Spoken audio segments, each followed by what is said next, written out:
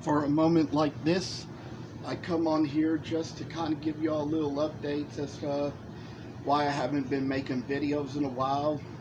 You'll notice I've shaved my mustache again. It's one of those things where, you kind of mentioned I did it in the winter time around Christmas time because of just how stressful it could get. And it's been a little stressful lately, and it's been hot out there. I've been doing some shows on Saturdays out in the heat. To that matter, as you know, I work in the school system, in food service, in the cafeteria, and this has been a year when it's been pretty short-staffed in the school system, and it's been short-staffed in a lot of places.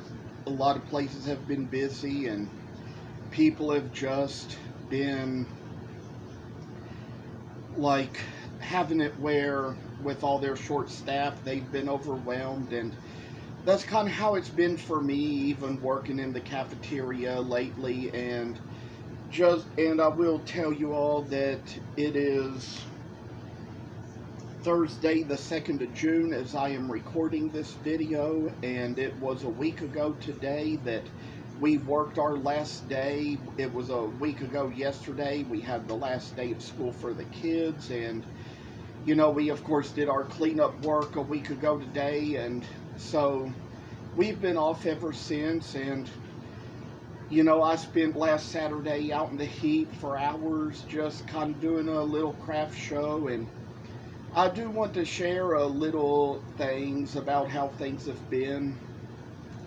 Things have changed a little bit as far as just kind of trying to find places to relax in the evenings, but I took care of that. I'm no longer going to the places I used to, and there's just a lot of reasons why. We won't discuss that on here, but right outside of Lexington at Nicholasville, there's a Starbucks I've been going to hang out, where I've been working on some of my sewing while I've been in there, like I've done in just about any other coffee shop I've frequented. And the girls have enjoyed it. They've kind of talked with me a little bit and had a lot of nice things to say, and so that's what I wanted to share so far.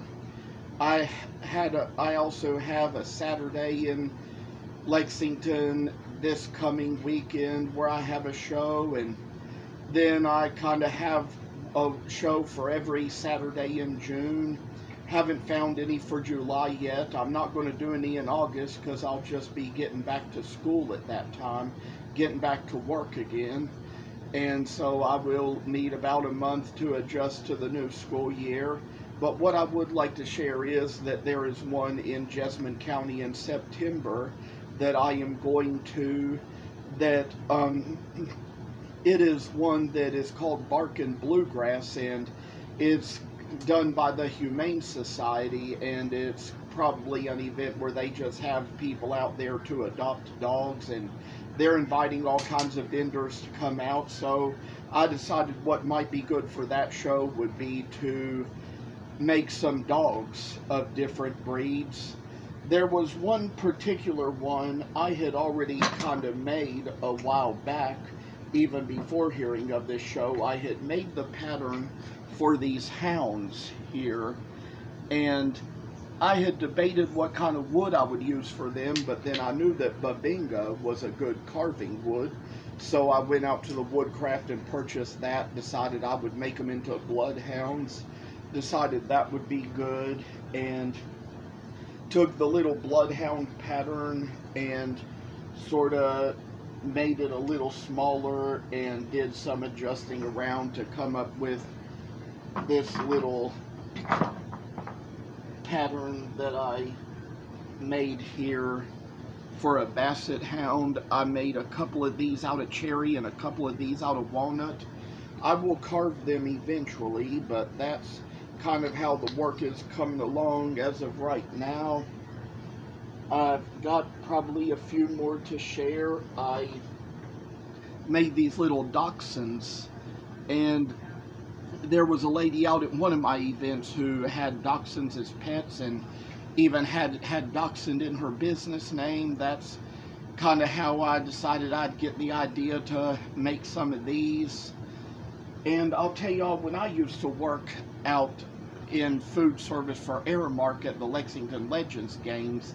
They would have their Bark in the Park nights where everybody would bring out their dogs, and I'd go around talking to people, petting people's dogs, asking the breeds of their dogs, and that was where I learned what the names were of so many of these different breeds. And I've just kind of worked on little patterns to make them. Among some of the first little ones I made, I'd like to share that I made these little patterns for pugs. These pugs are actually made of mimosa. There was a mimosa tree in our yard which we cut down, and I saved a lot of the wood to it and found out online mimosa was a good carving wood, so decided I'd save that, and and saved it for years, and just recently started to make some cuts out of it and decide to make little carving blanks from it. So that was how I made these pugs. Assumed they were the right color for that. And among some of the first patterns I drew for dogs were these Doberman pinchers. Of course, these are made out of walnut. They are going to be carved out, have their muzzles and legs carved and everything, and more than likely probably have their muzzles painted tan, because Doberman pinchers are black dogs with little tan muzzles. And I'll tell you, I've known a few of those in my life. There's been some good ones of them. And one thing I'd like to share is that I made these Great Danes. Now, a lot of these dog patterns, they were originally drawn as little tiny patterns on a piece of paper, and I enlarged them on the copier so that they'd be a little bit bigger, maybe make some bigger dogs, some of the kinds people might really be interested in coming out for, that would be a little more visible from a distance. So I made these Great Danes from Kentucky Coffee Tree. Decided they were a good color for that. Walnut would also be good for Great Danes because they come in different colors. Sometimes they come white with black spots. And I would also just be happy to share that I've made these two Bull Terriers out of an old piece of Tuplio.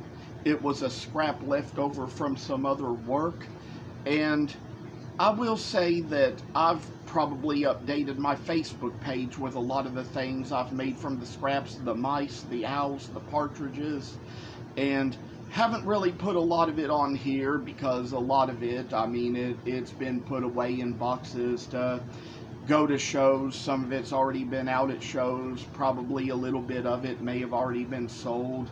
I even gave a little mouse away to a girl as a little gift in return for a little favor she did for me at the last show we went to. We'll get into that some other time, but I'd also like to share a few other little scrap pieces I've made. Some of these I think are just kind of getting away where I'll have to find them sometime, but I also have a little guinea pig that I carved from a Tuplio scrap, and got these little ones where I've drawn out the lines. I've got a fourth one too. Don't know where it is right away, but I'd like to share that I kind of took these little Tuplio scraps and carved these little ears and paws into them, from which I'm going to carve rabbits.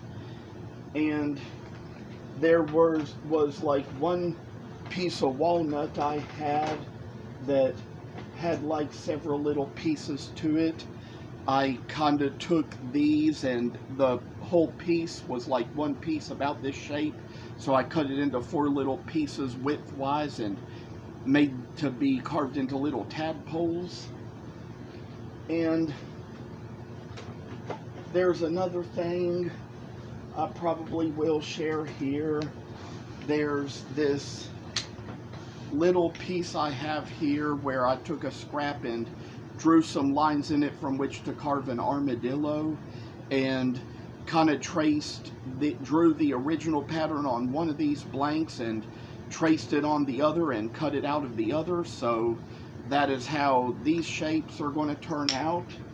And one last thing I'm going to show here is that I came up with a piece where I sort of had to cut little corners off that were on there to make them the shape from which I could draw these lines and carve aardvarks out of them. So that's what's been going on lately. That's how it's all been. Probably have one more little dog to show here. I have been working on a golden retriever pattern, and I traced it into 2 places on this piece of 2x4, and more than likely we'll cut those out, carve them, and put them in yellow wood dye to make them little yellow golden retrievers, kind of like I carved out some cardinals. And you know, this is one of 6 cardinals that I have carved that are going to go to a lady in California who ordered them from me so that she could paint them in her own ways and put them in her shop and recognize me as the carver. So that's how this work is going to come along. That's how it's going to be. But I will say that I've done some of these cardinals where I've burned in the beaks and put in the eyes and have dyed them red. I've already sold both of the cardinals I've made that I've dyed red, but it's probably going to come a time that I'm going to carve some more, have some more of those out. But I will say that as far as this little video goes, that's as far as I will go today, and just giving you all an update on how things have been, why I haven't posted in a while, and how I hope to be back to doing videos regularly again soon.